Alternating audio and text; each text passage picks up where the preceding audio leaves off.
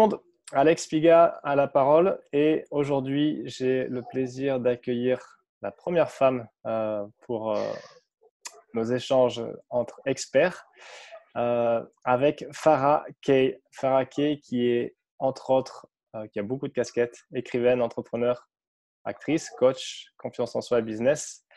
On va parler de son parcours, de ce qui l'anime, où est-ce qu'elle en est aujourd'hui, quels sont ses projets. Mais avant tout, je vais lui laisser la parole pour qu'elle se présente brièvement. Hello Farah. Hello, hello. Ben d'abord, merci pour ce rendez-vous.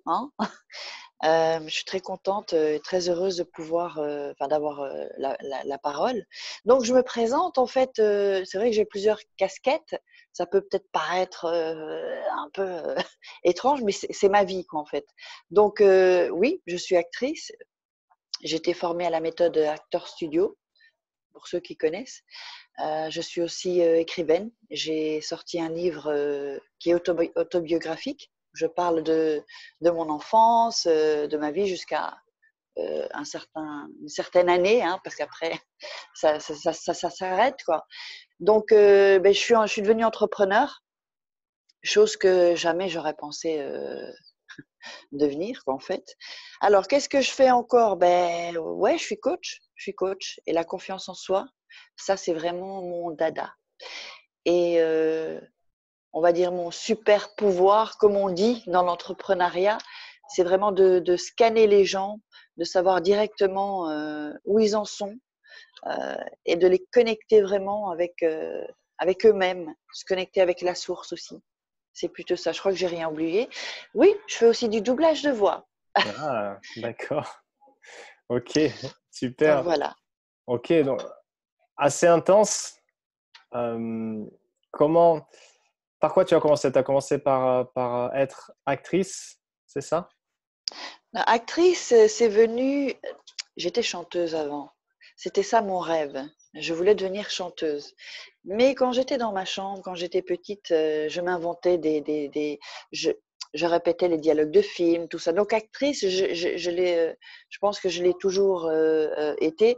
D'ailleurs, j'ai eu une anecdote.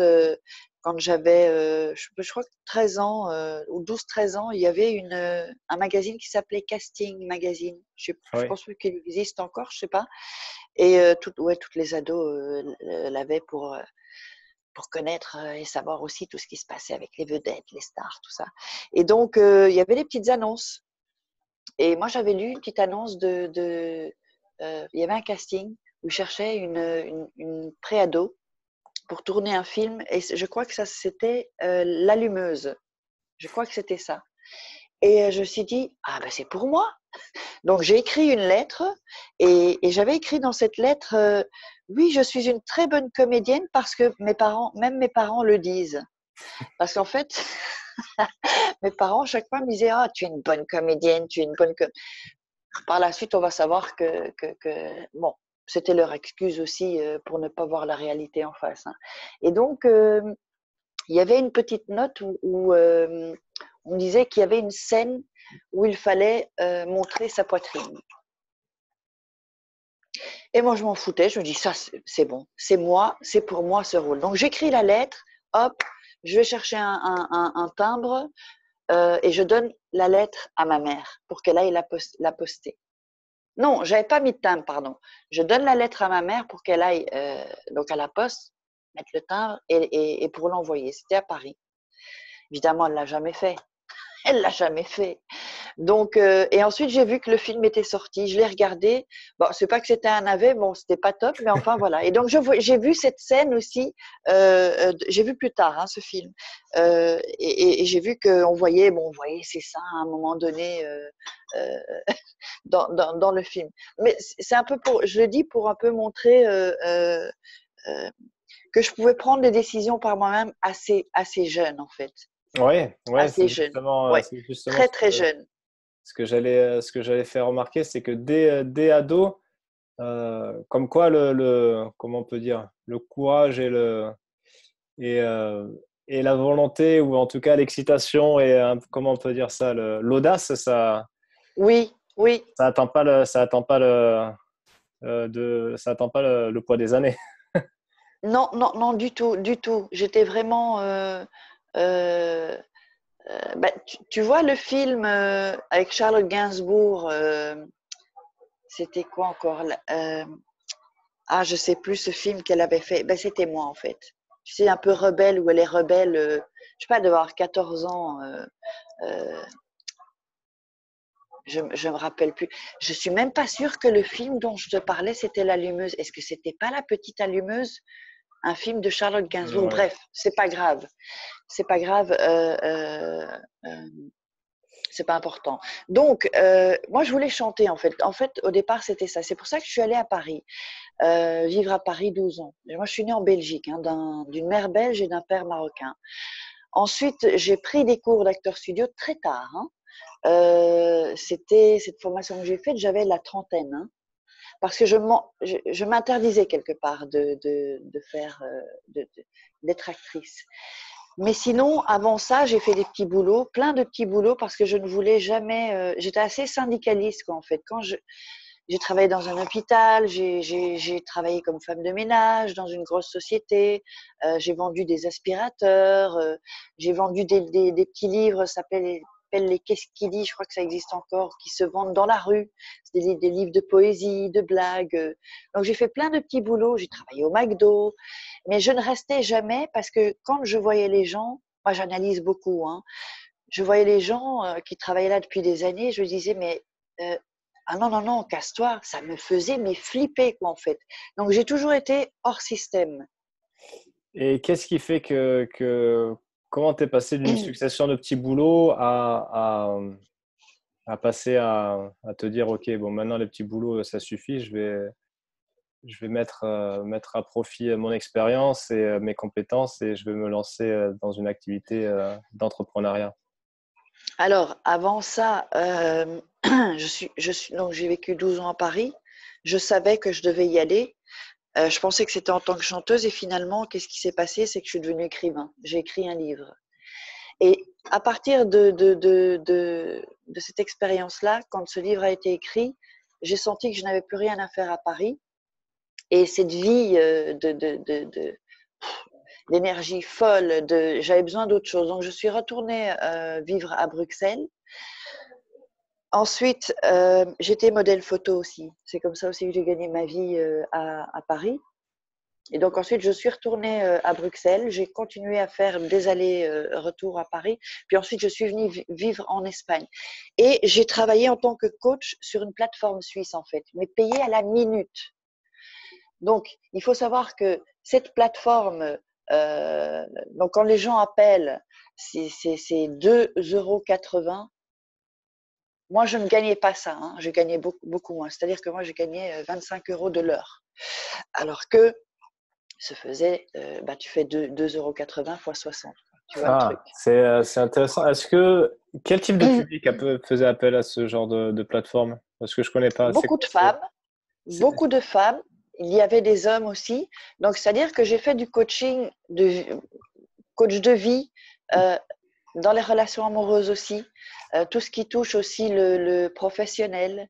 Euh, voilà, mais c'était beaucoup du coaching de vie et le sentimental, quoi. Parce que là, c'est catastrophe. C'est D'accord. catastrophe. C'est intéressant parce que justement, là, j'ai lu un bouquin qui s'appelle Prosperous Coach, comment il s'appelle? Profession coach en français. Et justement, il dit à un moment qu'il y a le syndrome du lampadaire. Et le mec raconte, donc c'est un coach de renommée internationale qui coach, qui encadre beaucoup de célébrités, c'est un Américain, beaucoup de célébrités, des fortunes du top 500, des politiques, etc. Et il raconte que même parler à un lampadaire dans la rue, ça peut faire du bien à des gens. D'où la Oui, puissance du coaching. Et justement, là, cette plateforme, c'est un peu, bon, c'est pas des lampadaires, c'était des êtres humains, mais du coup, qu'est-ce que ça veut dire? Ça veut dire qu'ils avaient pas de coach attribué et qu'ils appelaient et non, ils avaient juste une écoute, c'est ça? non, il y a du coach. c'est du coach à distance, mais par téléphone. Tu ne vois pas la personne, Oui, même par chat. C'est-à-dire que c'est une plateforme qui a plusieurs coachs, hein, et donc les gens. C'est-à-dire que moi, ce que j'ai remarqué, moi j'ai suivi une psychanalyse durant 4 mois et psychothérapie peut-être pendant 2 mois. Psychothérapie. C'est-à-dire que quand j'avais le psychothérapeute en face de moi et que je lui parlais de ma vie, il restait comme ça. C'est-à-dire que il avait, et je sentais, euh, il me faisait peur parce que déjà il pouvait. J'ai quand même un parcours assez atypique et hors norme, mais j'ai tellement, les gens sont tellement une puissance intérieure en moi, même si, bon ça c'était avant, hein, j'étais vraiment à terre, hein, j'étais une loque. J'étais mais une vraie loque. Hein. Donc, quand je leur racontais déjà mon enfance, c'est comme si je voyais dans ses yeux qu'ils disaient mais comment elle a fait pour survivre à ça. Donc moi ça m'a fait peur. Moi je vois pas quelqu'un de solide donc j'ai zappé. Alors et le psychanalyste en fait, je vais te dire pourquoi j'en viens à ça. Il parlait pas et j'avais un peu du mal à jouer le jeu en fait du psychanalyste. Et parce que je me souviens une anecdote, il avait beaucoup de livres. Moi j'adore les livres. Et je disais, oh, vous avez de beaux livres. Oh, tiens, c'est quoi ce livre-là? Enfin, ça parlait vraiment de, par exemple, la perversion, là, tu sais, le truc bien, des bouquins vraiment hyper, enfin, que les psychanalystes lisent, quoi. Et donc, euh, j'allais chaque fois chez le psychanalyste et je disais, je dois terminer mon livre, je dois terminer mon livre. Et parfois, je parlais et je lui posais des questions. Et il me répondait pas. Puis je dis mais pourquoi vous me parlez pas? Donc je jouais pas vraiment le jeu en fait et j'étais quand même oui. dans la provocation. J'étais quand même dans la provocation. Et ensuite un jour j'ai arrêté, j'ai dit ok, je vais continuer le livre parce que je l'avais déjà démarré vers 25 ans. Mais j'avais arrêté parce que c'était vraiment très dur. J'ai failli devenir folle hein, quand j'ai écrit ce livre. J'ai senti que j'étais vraiment dans. C'était très difficile de revivre toutes ces choses, mais c'était nécessaire. Donc les gens des psychologues, ils ont beaucoup de mauvaises expériences avec la. Je ne suis pas contre la psychothérapie ou la psychanalyse, hein, du tout. Hein. Moi, je suis pour. Mais ils ne tombaient pas sur la bonne personne. Parce qu'il Mhm. faut du feeling aussi. C'est quand même une Ouais, rencontre bien sûr. humaine aussi. Et donc, du coup, les gens se dirigent beaucoup plus vers les coachs maintenant. Donc, c'était beaucoup aussi d'écoute, évidemment. Et puis, à poser des questions. Hein. Le coach, c'est ça, c'est poser la question pour provoquer des déclics et la réflexion. Mais bon, c'est pas des coachings comme je peux faire maintenant, parce que parfois c'était euh, quoi, c'est 10 minutes, on peut pas vraiment faire un Ouais, réel travail c'est vraiment comme ça. juste Comme pour ça. vider son sac et c'est peut-être que Ouais, malheureusement ouais. ces personnes qui appellent ce genre de plateforme, Désespéré, hein. ils En ont général personne. désespéré Ils ont parce personne. qu'ils appellent à l'instant. C'est Ouais. une pulsion. C'est une pulsion qu'ils ont. Et ensuite, voilà quoi. Comme C'est s'ils dans l'instant qu'ils veulent comme s'ils venaient prendre un petit shot d'énergie. d'énergie ou d'écoute ou d'apaisement, comme des junkies un peu. Oui, oui, parce qu'il y a de l'addiction aussi. Et Il y a justement, de l'addiction. d'ailleurs, en parlant Oui, d'addiction, là, j'ai parcouru ton site et ton blog tout à l'heure. Tu parles de la plus grande addiction euh, oui. qui concerne 95% de la planète. Qu'est-ce que c'est? Parce que j'ai pas suivi, j'ai juste vu le titre. J'ai pas C'est lu. le mental, c'est les pensées, c'est comment on utilise le. En fait, le mental, tu utilises en général. Alors, ce qu'il faut essayer d'apprendre, enfin, en fait, le mental, ça doit être un outil. Un outil comme par exemple une voiture. Tu prends ta voiture quand tu en as besoin pour aller d'un endroit à un autre et ensuite il faut laisser le mental. Et ça, c'est pas évident à faire. Mais c'est ce que j'apprends en coaching aussi. C'est-à-dire que le mental, c'est quand même un salaud. Hein. C'est quand même un salaud, comme c'est l'ego, tout ça. Donc, c'est-à-dire qu'on a tendance, c'est-à-dire qu'on a 60 000 pensées par jour. D'ailleurs, les bouddhistes en parlent très bien. Et donc, le mental te dirige, te manipule. On le voit bien aussi quand il se passe des choses, ou quand il y a un vol, ou quand il y a, tu vas interroger plusieurs personnes qui ont été témoins, elles vont te donner différentes informations par rapport à un vol. Le mec, il était grand, alors que quelqu'un d'autre va dire il était petit. Donc le mental te trompe. Le mental, il faut l'utiliser quand tu en as besoin pour passer à l'action, par exemple, ou pour régler une solution. Mais pas, et on ne se rend pas compte, en fait. On est dans des pensées, parfois, enfin souvent même, sans le savoir. Et on se répète, on peut dire une histoire, c'est un disque, c'est un CD, quoi. Ouais, ouais, Et il te manipule. Donc, ou tu contrôles ton esprit, ou c'est ton esprit qui te contrôle. Et c'est là, quand tu arrives, toi, à contrôler ton esprit et à le prendre comme un outil, comme une voiture ou comme autre chose, là, tu te libères de plein de choses et tu vis vraiment quoi, ta vie. ouais. Après, Et tu vis. c'est un travail quotidien et c'est un vrai travail parce que Oui, justement, oui, oui. j'ai écouté un enregistrement d'un livre qui fait référence. J'en ai parlé d'ailleurs la dernière fois avec un ami avec qui j'ai échangé pareil que toi. Et c'est Réfléchissez, devenez riche. Et il disait qu'il y avait Ah, ben ça, c'est lui. Oui. sept grandes émotions positives pour justement travailler sur le subconscient, à pousser et vraiment à travailler via l'autosuggestion. Parce que ce pas des émotions qui viennent naturellement, mais par contre, il parle également de sept émotions négatives qui, elles, se nourrissent automatiquement et qui Tout à nourrissent fait, automatiquement le subconscient. tout Donc, à c'est fait. la peur, la Oui, jalousie, la haine, oui. l'avidité.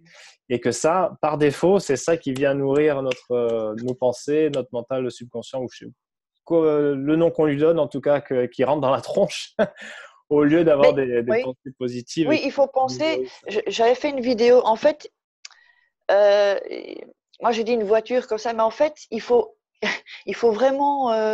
Ça peut sonner un peu bizarre, mais il faut se dire que le mental, c'est une personne. Tu fais comme si c'est une personne, parce que tu as toujours. Oh, t'es d'un côté, t'es conne, t'es nul, t'es si, et puis Ouais. l'autre côté qui, non, non, mais non, t'es bien, t'es super.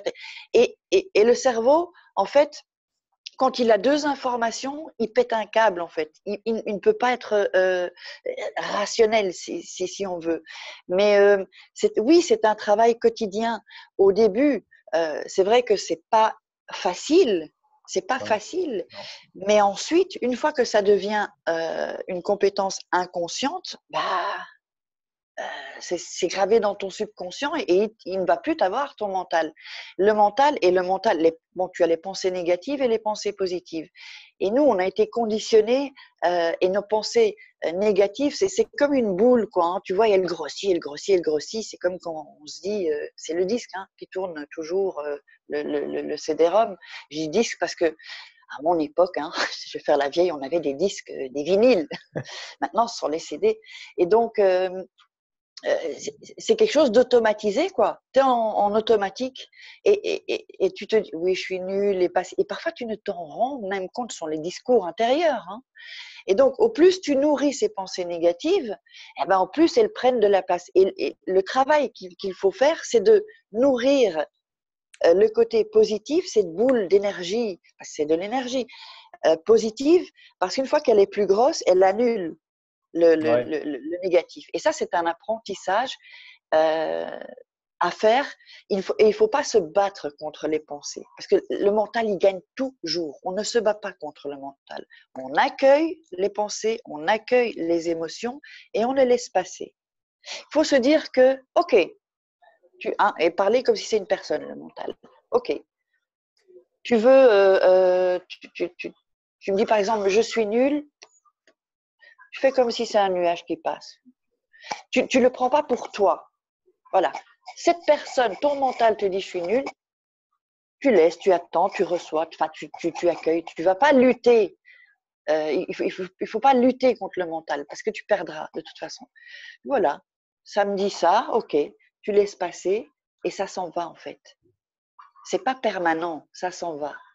Et ensuite, bon, de toute façon, il y a plein d'exercices à faire qui fonctionnent vraiment très bien. Moi, j'ai acquis une méthode qui est aussi basée sur la méthode Actor Studio, parce que la méthode Actor Studio, il y a aussi beaucoup, c'est aussi basé sur la psychanalyse, si tu veux. Mais c'est pas chiant, hein. Moi, j'ai plein d'exercices que je fais en coaching et qui sont vraiment, qui libèrent les émotions, parce que les émotions, il faut les sortir. Il n'y a rien à faire. Ensuite, il faut gérer aussi les émotions. Il ne s'agit pas de dire on sort les émotions, comme des gens, il y a des gens, ils ne peuvent pas gérer leurs émotions. Tout pète et ils vont dans tous les sens et ils se mettent tous les gens à dos, quoi. Donc, Ouais. c'est vraiment, c'est rééquilibrer sa vie. Ça passe par le mental, évidemment. Tout à fait. Tout à fait, ça passe. Mais le mental, c'est un salaud.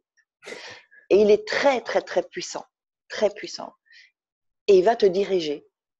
Donc, une fois que tu sais que tu prends de la distance, que tu laisses passer, même avec les émotions, tout ça, et que tu sais que ce n'est pas toi, tu n'es pas tes émotions, tu n'es pas tes pensées. Oui, mais un Alors ensuite, ça exercice tout devient plus simple que je facile. fais, pardon, un Oui. exercice tout simple que je Non, fais, non, vas-y. c'est que des fois, là, quand je fais très attention à ça depuis peu, hein, à ce que je me raconte. Et en fait, tout Oui. simplement, quand je m'aperçois que je suis en train de me dire de la merde, je l'écris et après, j'écris son contraire. Comme ça, Très, très bon pour- exercice. Oui, c'est l'inversion, quoi, hein, la méthode de ouais, l'inversion. ouais, ouais, C'est ouais. très, très. Mais, Ouais, euh, ouais, ouais, mais complètement. la première étape, c'est vraiment et ça demande un effort assez régulier quand même, c'est justement de faire attention à ce qu'on se raconte, aux questions qu'on se pose, parce que des questions de merde, ça amènera forcément des réponses de merde. Et les réponses qu'on obtiendra, ça sera vraiment en fonction des questions qu'on s'est posées en amont. Donc, plutôt que Oui, parce si que. on se dit pourquoi j'ai foiré ça, ben parce que tu n'as pas fait ça correctement. Alors que si tu te demandes, OK, qu'est-ce que je peux faire pour améliorer ça? Déjà, ça va amener d'autres Bien réponses. sûr. Et oui, il faut prendre des notes. Tu sais, moi, j'ai toujours j'ai des carnets à l'appel. Hein. Il, il faut noter. Un truc que je pourrais donner, par exemple, c'est de noter qu'est-ce qui t'empêche, par exemple, d'avancer dans ta vie ou d'avoir confiance en toi ou pourquoi ton estime est basse. Et de noter tout ça. Et ensuite, de se dire qu'est-ce que je peux faire mais point par point, hein, il ne faut pas prendre tous les points, sinon tu es déprimé, quoi, tu vois. Mais qu'est-ce que je peux faire pour changer ça? Qu'est-ce que demain je peux faire une petite action pour changer ça? Et ensuite, évidemment, la méthode d'inversion, changer ça. Donc, par exemple, je me sens mal dans ma peau. Pourquoi je me sens mal dans ma peau? Tu as une réponse. Pourquoi? Et chaque fois, c'est la méthode des si pourquoi. Chaque fois pourquoi, pour aller vraiment creuser, parce que souvent, ce n'est pas la première réponse que tu vas donner. Mm. Et ensuite, la méthode d'inversion, c'est de dire j'ai confiance en moi. J'ai confiance en moi. Il y a les mantras aussi qu'il faut, les affirmations positives, ça c'est essentiel et moi j'adore ça. J'adore ça parce que voilà, tu montes en vibration, hein. Et c'est ça, c'est pas seulement que les pensées, c'est pas se dire ouais, je vais penser positivement et puis que tu sens à l'intérieur que tu y crois pas. Si tu Mm. n'y crois pas, que tu n'as pas cette foi, ça fonctionnera pas. Tu vas t'attirer par exemple, je peux donner un exemple, par exemple en amour, par exemple. Non, allez, on va rester dans la confiance en soi. Par exemple, je n'ose pas parler à quelqu'un. Je n'ose pas parler à quelqu'un. Pourquoi? Tu te poses les questions. Ensuite, tu fais la méthode d'inversion. Euh, quelle phrase je pourrais dire par exemple? J'ai confiance en moi et donc je peux parler aux gens. Demain, qu'est-ce que je vais faire? Je vais demander l'heure à quelqu'un, par exemple, que je ne connais Mm. pas. Quelle que soit sa réaction, on s'en fout de sa réaction, mais je l'ai fait. Je suis passée, et chaque jour, des petites actions. Et ensuite, les affirmations positives, il y en a des super, des affirmations positives qu'on peut trouver sur YouTube, sur la confiance en soi aussi. Ouais. J'ai confiance en moi. Au début, on va se dire, mais qu'est-ce que tu es en train de raconter? Mais t'as pas confiance en toi. T'as pas confiance en toi. Donc, hein, la petite voix. Donc, laissez passer, j'ai confiance en moi. J'ai confiance en moi. Même répéter ces phrases, même chaque jour, 5 fois devant le miroir ou à haute voix. Pendant que tu prends ta douche ou pendant… On peut le faire ça. Dire ça 5 fois. Et avant de dormir Et aussi. Et petit à pourquoi… petit, attends juste, et petit Ouais. à petit, tu vas commencer à y croire et ça va devenir une conviction. Mais il faut faire ce travail-là. Pourquoi tu penses que c'est des techniques qui fonctionnent? Pourquoi est-ce que quelque chose d'aussi simple à mettre en place n'est pas suivi par la plus grande majorité des gens qui veulent changer? D'abord parce que je suis passée par là. En parlant d'addiction, je vais allumer ma cigarette. Ouais, parce que moi, je suis passée par là. Moi, j'étais une loque. J'ai eu une enfance assez, enfin, très, très, très, très, enfin, pas facile, quoi, en tout cas. Et je connais ce chemin d'être à terre et d'ensuite arriver aujourd'hui où j'en suis, où j'ai une confiance en moi inébranlable. Ouais, mais Inébranlable. Parfois, ouais, ça peut baisser, mais il y a des exercices, je continue toujours. C'est-à-dire que quand tu me posais la question, tu peux me la reposer? Mais non, pourquoi les gens ne le font pas? ouais, alors que c'est des Parce qu'il, oui, exercices simples qui fonctionnent. ben, il y a beaucoup de gens qui disent, ouais, moi je veux changer, je suis, mais et il y a beaucoup de gens qui me disent, oui, mais toi t'es forte, ou lui il peut le faire, ou mais on n'est pas plus intelligent ou plus bête que toi. C'est action, passer à l'action, le changement. Si tu veux changer, d'ailleurs c'est Einstein qui disait ça, tu peux pas t'attendre à avoir un résultat différent si tu as tout le temps, si C'était tu fais toujours tout la le même temps les action. mêmes actions Mm. et tout le temps le même. C'est changer et passer à l'action. C'est se dire à un moment donné, moi c'est ce qui m'est arrivé, maintenant stop, je vais profiter de la vie. Et profiter, il y a la gratitude aussi, ça c'est aussi un des secrets. Je vais profiter de ce que j'ai, c'est pas pour ça que je ne veux pas plus, ou que je n'ai pas d'objectif, ou que je n'ai pas d'ambition, mais c'est la discipline. C'est Mm. là qu'un des secrets de la réussite, c'est la discipline. Et je peux te dire que j'étais vraiment très indisciplinée. Et je travaille encore ma discipline. Et c'est se dire, OK, c'est ce résultat-là que je vais le faire. Je ne sors pas de chez moi tant que j'ai pas fait ça, ou je ne prends pas ma douche tant que moi au réveil, hein, je me lève, je dis merci, je fais mes gratitudes. Ouais, Ensuite, ouais, en parlant de discipline, là, je me souviens, j'avais vu une vidéo de Will Smith qui maintenant fait hmm, des vlogs et s'éclate et a une grosse audience et s'éclate à faire oui, des vidéos là. Et oui, justement, il parlait d'autodiscipline. Et c'est mhm, vrai que ça fait un peu gros mot quand même, autodiscipline, et ça fait chien à mourir. Et lui, il disait tout simplement, ouais, autodiscipline, c'est juste du respect et de l'amour de soi, quoi. C'est-à-dire que si tu veux vraiment quelque chose, ben, respecte-toi un peu, complètement, respecte tes envies complètement, et fais en sorte complètement. de te donner la chance au moins d'aller le Ouais. chercher. Là, tu parles à vraiment l'ancienne. Moi, le rebelle, je l'étais déjà depuis même à 4 ans, j'étais rebelle, tu vois. Ça a toujours été, j'ai toujours été une rebelle. Et qu'on me dise quoi faire quand mes parents me disaient fais ci ou fais ça. Bon, évidemment, ils n'étaient pas légitimes pour moi de le faire, mais j'ai appris la discipline, l'autodiscipline. C'est nécessaire si tu veux réussir à atteindre un objectif et être bien dans ta peau. Parce que quand tu as dit, hein, et c'est la procrastination aussi, quand dans ton agenda, tu dis je dois faire ci, ça, ça, il faut noter les choses d'abord, tu fais les choses les plus importantes. Et quand tu as fait ces choses, eh bien, avant d'aller te coucher, tu te dis je l'ai fait, je suis fière de moi. Et tu te sens déjà mieux dans ta peau. Tandis que quand tu n'as pas fait ce que tu devais faire, tu te sens mal dans ta peau. Je le sais parce que j'ai traversé tout ça. Et Mm. c'est mais c'est le déclic. Maintenant, stop. Je crée mon histoire. Je veux atteindre mes objectifs. Je veux avoir confiance en moi. Donc, je vais faire ce que je dis. Un contrat avec soi-même. Avec personne d'autre. On s'en fout des autres. Mais avec toi-même. Te respecter. T'aimer, évidemment. et avoir cette… c'est une qualité, hein, l'autodiscipline finalement. Ouais, mais ça se travaille. Et quand tu répètes ça, ça devient naturel en fait. Moi, quand il y a un truc que j'ai pas fait, quand ce sont des petits trucs, hein, parce que les choses importantes, je les fais. Un petit truc, eh ben, je les remets au lendemain. Et ça m'énerve. Mais après, je me dis, je peux pas tout faire, tu vois. Donc, il faut pas que je sois trop dur avec moi-même non plus. Mais Ouais, il y a une juste, l'autodiscipline. il y a une Ouais. juste limite, ouais. Et pas partir dans tous les sens non plus. Se concentrer, faire focus sur les choses. Et c'est ça le secret de la réussite. Voilà.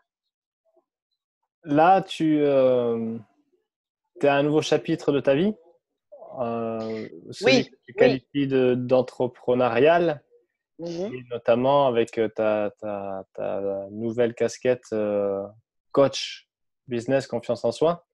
À qui tu t'adresses spécialement? Là, ça a été très difficile parce qu'il faut faire des choix quand tu démarres. Il faut faire des choix. Et de faire des choix, c'est renoncer. Et ça, c'est pas évident. Donc, là, je m'adresse aux femmes qui veulent trouver leur voie et qui veulent… On va dire qu'au départ, c'est confiance en soi, estime de soi. Trouver sa voie et révéler vraiment sa puissance intérieure. Là, c'est vraiment parce que de toute façon, quand on a un business, quel qu'il soit, c'est lié. Si tu n'as pas confiance en toi, que tu n'as pas révélé toute ta puissance intérieure au niveau personnel, enfin, par rapport à toi-même, ça va foirer dans ton business ou dans ton projet, quel qu'il soit. Donc moi, je m'adresse aux femmes pour le moment, mais les hommes sont bienvenus. Je ne dis pas non aux hommes. Je m'adresse aux femmes qui se sentent mal dans leur peau et qui sentent qu'elles ne sont pas